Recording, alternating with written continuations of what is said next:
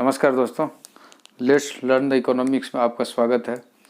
आज का जो टॉपिक है हम बहुत ही इम्पोर्टेंट टॉपिक पे चर्चा करने वाले हैं।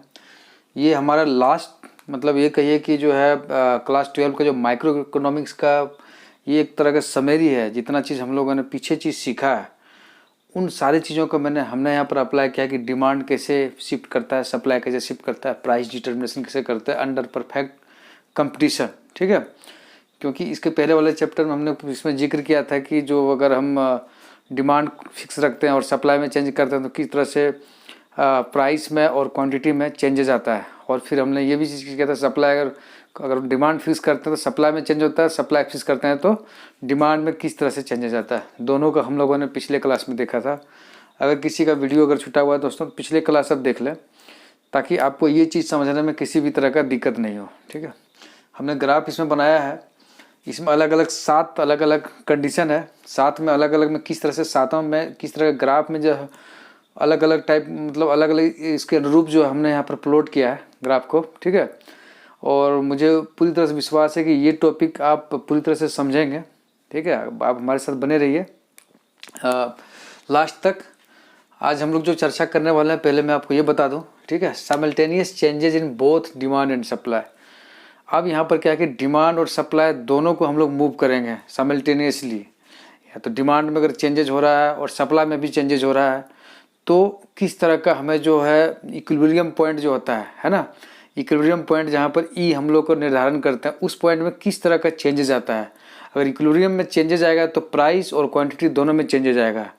तो हम लोग इसका विशेषता का अध्ययन करेंगे। कहाँ क्या होता है, कहीं हम लोग कहीं डिमांड को हम लोग चेंज करते हैं, कहीं सप्लाई को चेंज करते हैं, कहीं हम लोग यहाँ पर जो है दोनों को चेंज करते हैं एक साथ। ठीक है, तो हम लोग 1 बाय 1 करके दोस्तों देखेंगे। ठीक है, यहाँ पर हम लोगों ने लिया है ये both demand and supply increases in same proportion में। तो फिर क्या होगा, when increase in supply is less than increase in demand में।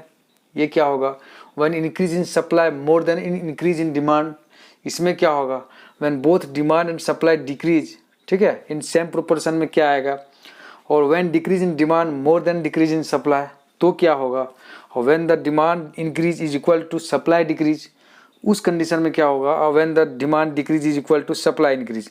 ठीक है दोस्तों, ये हमारा जो है 7 टाइप का जो है अलग अलग टाइप में हम लोगों ने माना है कि डिमांड अगर इंक्रीज कर रहे हैं और सप्लाई भी इंक्रीज कर रहे हैं तो किस तरह का होगा। अगर डिमांड सप्लाई से ज़्यादा इंक्रीज कर रहे हैं तो वहाँ पर क्या होगा। ठीक है, तो किस तरह का हमारा जो वो है। तो चलिए दोस्तों शुरू करते हैं बिना लेट किए हुए। पहला जो है कंडीशन क्या है। ठीक है, कि बोथ द, आप इसको समझिए, ये both the demand and supply increases in same proportion. मतलब डिमांड में जिस तरह से बढ़ोतरी हो रहा है और सप्लाई में भी बढ़ोतरी हो रहा है। ठीक है, सेम टाइप का सेम प्रोपोर्शन में बढ़ रहा है। ठीक है, तो उस कंडीशन में क्या होता है, हम लोग यहाँ पर एक ग्राफ बनाए हैं 1 नंबर का। देखिए यहाँ पर क्या है कि डिमांड है। ठीक है, पहले तो एक बात तो ये चीज़ रखिए, डिमांड अगर कोई चीज़ बोलता है आपको तो आप समझिए कीमत से निर्धारण की। अगर डिमांड बढ़ता है, अब ये सोचिए डिमांड अगर बढ़ रहा है तो क्या होगा, डिमांड बढ़ रहेगा भैया तो प्राइस बढ़ेगा, तभी तो कंट्रोल होगा, तभी तो इक्विलिब्रियम पॉइंट पे जाएगा। अब उसी तरह देखिए सप्लाई अगर बढ़ेगा, सप्लाई बढ़ेगा तो क्या होगा, सप्लाई बढ़ेगा तो कीमत कम होगा। अब ये चीज़ समझिए। ठीक है, डिमांड कम होगा तो क्या होगा, डिमांड जहाँ कम हो रहा है भैया तो डिमांड में प्राइस कम करेगा तो लोग बाग खरीदना शुरू कर देगा सामान को। ठीक है, इसी तरह सप्लाई में अगर बढ़ोतरी हो रहा है तो प्राइस में कम होगा, क्योंकि सप्लाई ज़्यादा हो गया तो आदमी जो है खरीदने वाला कम हो गया। ठीक है, तो प्राइस कम होगा तो लोग बाग खरीदेगा उसको।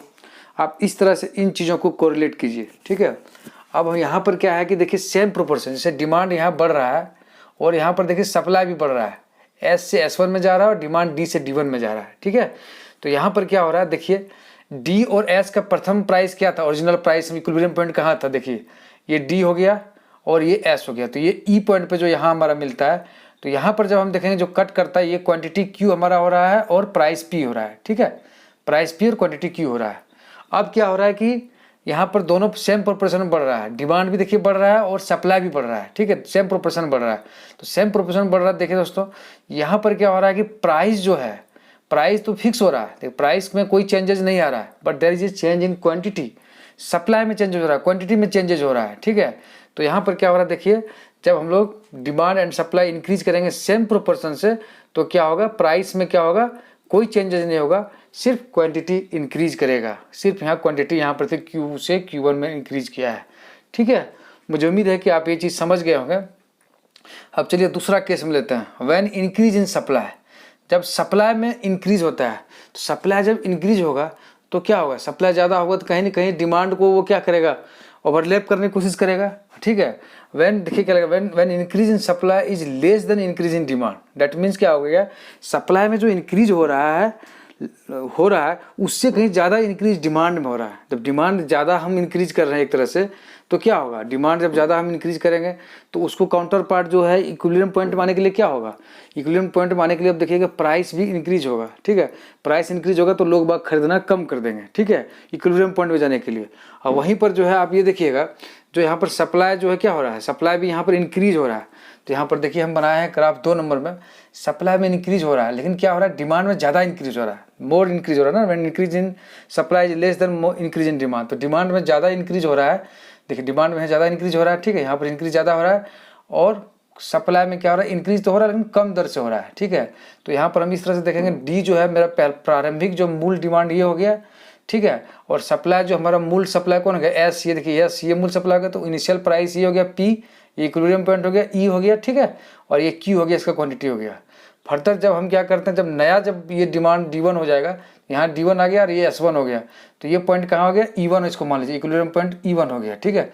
तो यहाँ पर क्वांटिटी क्या हो गया, Q से Q1 बढ़ा, यहाँ बढ़ गया, और प्राइस भी क्या हुआ, यहाँ देखिए P से P1 बढ़ा। हम बताया कि डिमांड बहुत ज़्यादा होगा तो प्राइस भी इंक्रीज करना चाहिए, तभी वो इक्विलिब्रियम पॉइंट में जाएगा, ठीक है। तो P से P1 यहाँ पर हो गया दोस्तों, Q से Q1 हो गया। तो यहाँ पर क्या होगा, जब increase in supply less than increase in demand होगा, ठीक है, तो क्या होगा, अब उल्टा में कहिए तो इंक्रीज इन डिमांड जब मोर देन क्या होगा, इंक्रीज इन सप्लाई होगा, तो प्राइस हमारा बढ़ेगा और क्वांटिटी भी बढ़ेगा। यहाँ प्राइस भी बढ़ रहा है और क्वांटिटी भी बढ़ रहा है, ठीक है। पूरी तरह से मुझे लगता है समझ गए होंगे। आइए तीसरा कंडीशन पढ़ते हैं हम लोग। तीसरा में क्या है, when increase in supply more than increase in demand, ठीक है। यहाँ पर क्या हो रहा है, सप्लाई बढ़ रहा है और क्या हो रहा है, इंक्रीज इन डिमांड तो हो रहा है, लेकिन सप्लाई का जो गति है ज़्यादा तेज गति से भाग रहा है, ठीक है। सप्लाई देखिए ज़्यादा तेज गति से भाग रहा है और डिमांड में इंक्रीज क्या हो रहा है, कम हो रहा है। तो सप्लाई ज़्यादा बढ़ रहा है, तो अब ये चीज़ समझिए कि क्वांटिटी तो बढ़ेगा ही, ऐसे दिमाग में लगा लीजिए, क्वांटिटी बढ़ेगा। और डिमांड अगर क्या हो रहा है कि कम बढ़ रहा है, तो क्या करेगा, सप्लाई इतना ज़्यादा बढ़ रहा है कि प्राइस को वो कम कर देगा।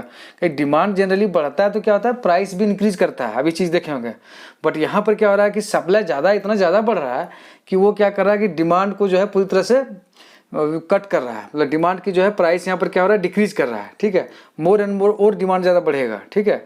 डिमांड यहाँ पर बढ़ रहा है, कम दर से बढ़ रहा है, ठीक है। तो यहाँ पर क्या करें, देखिए इनिशियल डिमांड क्या है, ये है डी है, फिर हमने यहाँ पर जो एस है क्या है, ये एस है, यहाँ पर कटा इक्विलिब्रियम पॉइंट पहले हमारा ये था, पी प्राइस और क्यू क्वांटिटी पे, ठीक है।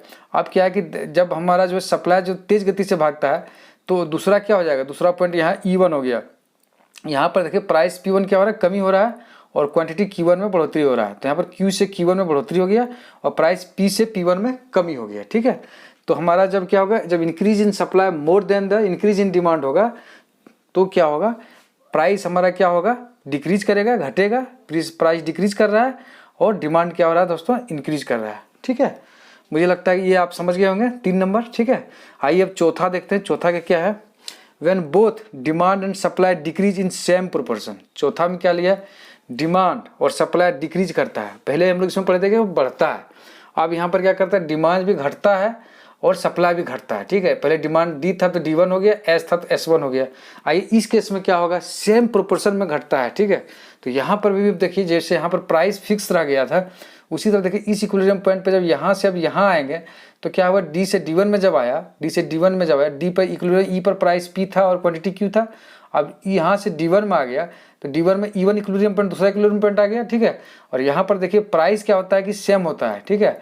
और क्वांटिटी में क्या होता है, there is a change in quantity होता है, क्वांटिटी में क्या होता है, कमी होता है, ठीक है। क्वांटिटी हमारा यहाँ पर क्या होता है, घटता है, ठीक है। और इस केस में क्या था, क्वांटिटी हमारा बढ़ता था क्योंकि सप्लाई बढ़ता था वहाँ। यहाँ पर क्या हो रहा है, सप्लाई में कमी हो रहा है, ठीक है, डिमांड के साथ सेम प्रोपोर्शन में। तो यहाँ पर हम पढ़ेंगे price will remain same, but क्या है, सप्लाई विल क्या होगा, सप्लाई विल डिक्रीज, ठीक है, सप्लाई विल डिक्रीज। तो 4 नंबर में क्या होगा, प्राइस में नो चेंज होगा और क्वांटिटी में जो होगा डिक्रीज होगा दोस्तों, ठीक है। ये चौथा कंडीशन था, ठीक है। आइए अब 5वां कंडीशन देखते हैं। 5वां में क्या है, पांचवा में ये है when decrease in demand more than decrease in supply. मतलब क्या है, डिमांड जिस तरह से डिक्रीज हो रहा है, ठीक है, वो ज़्यादा हो रहा है more than decrease in supply. Supply में जो डिक्रीज हो रहा है उससे कहीं ज़्यादा डिमांड में डिक्रीज हो रहा है। तो हमने देखिए यहाँ 5 नंबर में जो यहाँ ग्राफ बनाया है, यहाँ पर ग्राफ में देखिए 5 नंबर में क्या होगा, डिमांड में जो डिक्रीज हो रहा है ज़्यादा हो रहा है, ठीक है। व्हेन क्या है, आप देखिए more than decrease in supply, जबकि सप्लाई में जो डिक्रीज हो रहा है, ये सप्लाई में दोस्तों ये एस, ये है ब्लू कलर का रखिएगा, ये जो सप्लाई में डिक्रीज हो रहा है, ये एस से S1 में आ रहा है, वो कम हो रहा है, ठीक है। तो इस केस में क्या होता है, तो इस केस में देखिए हम यहाँ पर जो है डी पहले था, डी था, ओरिजिनल डी हो गया, और ओरिजिनल एस खोजेंगे, ओरिजिनल एस ये था दोस्तों, ठीक है, ओरिजिनल एस ये था, ठीक है, क्योंकि डिक्रीज हो रहा था पहले एस इधर होगा, तो इस इक्विलिब्रियम पॉइंट पे पहले था, ई पे था, ठीक है। फिर डी से जब D1 पे आ गया, डी से D1 पे मूव किया और एस से S1 पे मूव किया, तो वहाँ पर हमारा जो इक्विलिब्रियम पॉइंट है वो E1 पे आ गया, इस पॉइंट पे आ गया।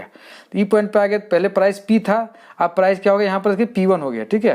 पहले क्वांटिटी क्यू था, तो अब क्वांटिटी क्या हो गया, Q1 हो गया, ठीक है। तो क्या हो रहा है यहाँ पर देखिए, प्राइस में भी कमी हो रहा है, ठीक है, प्राइस में कमी हो रहा है, और क्वांटिटी में क्या हो रहा है, क्यू से Q1 मारा तो क्या हो रहा है, डिक्रीज हो रहा है, ठीक है। तो क्या हो रहा है यहाँ पर 5 नंबर में, यहाँ पर क्या हो रहा है, प्राइस भी डिक्रीज कर रहा है दोस्तों, और सप्लाई भी डिक्रीज कर रहा है, प्राइस भी डिक्रीज कर रहा है और सप्लाई भी डिक्रीज कर रहा है। देख रहे हैं ना, प्राइस भी डिक्रीज कर रहा है और सप्लाई भी डिक्रीज कर रहा है।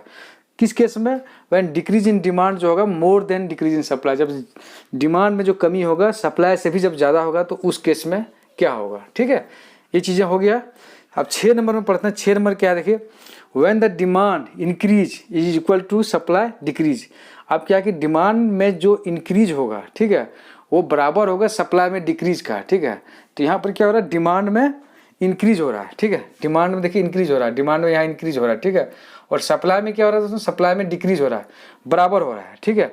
तो इस केस में क्या होगा, इस केस में जब हम लोग पढ़ेंगे तो यहाँ पर क्या होगा, डिमांड में क्या हो रहा है, डिक्रीज हो, डिमांड इंक्रीज हो रहा है, तो क्या होगा, इक्विलिब्रियम में जाने के लिए क्या होगा, डिमांड जब इंक्रीज होगा तो क्या होगा, तो प्राइस इंक्रीज होगा, तो आदमी खरीदना कम कर देगा, ठीक है। प्राइस इंक्रीज होगा तब खरीदना कम होगा, तभी तो इक्विलिब्रियम पॉइंट की ओर आएंगे हम लोग। उसी तरह यहाँ पर देखिए क्या हो रहा है, यहाँ पर यही हो रहा है कि देखिए डिमांड डी है, ठीक है, डी से D1 आया, तो यहाँ पर डी और एस का देखिए इक्विलिब्रियम पॉइंट ई था, ठीक है। अब D1 आ गया, ये D1 हो गया, डिमांड हो गया, बढ़ गया डिमांड में, और सप्लाई में देखिए यहाँ पर देखिए सप्लाई घट रहा है, सप्लाई घट रहा है, ठीक है। तो क्या हो रहा है, ई से यहाँ पर पॉइंट हमारा क्या हो गया, E1 हो गया, E1 ये आ गया, E1 हो गया, ठीक है।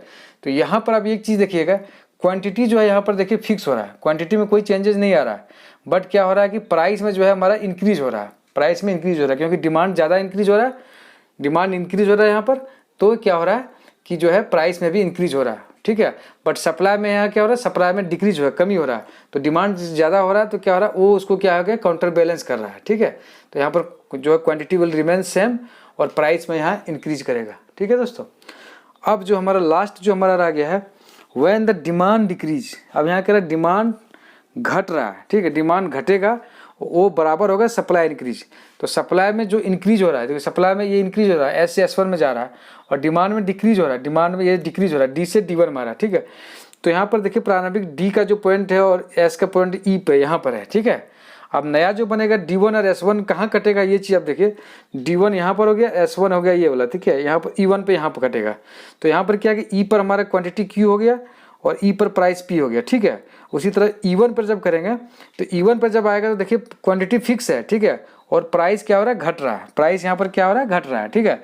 तो डिमांड यहाँ घट रहा है, तब याद रखिएगा डिमांड जब डिक्रीज करेगा और उसी अनुपात में सप्लाई इंक्रीज करेगा, सप्लाई इंक्रीज करेगा, तो फिर क्या होगा, डिमांड कम हो रहा है तो प्राइस क्या होगा, घटेगा, तभी तो आदमी फिर ज़्यादा खरीदना शुरू करेगा उसको सामान को, ठीक है, इक्विलिब्रियम पॉइंट में आने के लिए, ठीक है। तो यहाँ पर क्या है कि प्राइस में जो है कमी होगा, और जो क्वांटिटी हमारा जो है, क्योंकि क्वांटिटी यहाँ पर क्या हो रहा है, सप्लाई इंक्रीज हो रहा है, ठीक है, और डिमांड घट रहा है, तो यहाँ पर क्या है कि क्वांटिटी जो है विल रिमेन फिक्स, क्वांटिटी जो है यहाँ पर फिक्स होगा, कांस्टेंट होगा, ठीक है। तो ये 7 दोस्तों 7 जो थे अलग अलग केस थे, हर केस में जो है हमने अच्छे ढंग से जो है हर एक पॉइंट को लिख के ग्राफ में आपको समझाने की कोशिश किया है। अगर ये चीज़ें आपको एक बार में समझ में नहीं आए दोस्तों, तो इसको वीडियो को आप रिपीट करके देखें, पॉज करके देखें बीच बीच में, ताकि आपको हर एक चीज़ क्लियर हो। ये बहुत ही इंपॉर्टेंट है। शायद इसके बाद एक क्लास होगा माइक्रो इकोनॉमिक्स का, ठीक है, साथ ही साथ इसके बाद हम कुछ न्यूमेरिकल भी बनाएंगे इसमें, ठीक है, फिर माइक्रो इकोनॉमिक्स शुरू करेंगे, ठीक है। ये खासकर जो बच्चे जो है +2 के हैं या 11 क्लास के हैं, लॉकडाउन में जिसको अभी पूरी तरह से एक्सेस नहीं मिल पा रहा है ऑनलाइन, जो स्कूल जाने का, कॉलेज जाने का, तो उनके लिए एक अच्छा अवसर है कि वो जो है इस मतलब ये प्लेटफॉर्म का प्रयोग करके जो है इसका वो उपयोग कर सकता है। ठीक है दोस्तों, अगर ये आपको चैनल अच्छा लगे तो आप सब्सक्राइब कीजिए, शेयर कीजिए, कमेंट कीजिए, लाइक कीजिए दोस्तों। ठीक है, आज के लिए इतना ही। जय हिंद, जय भारत।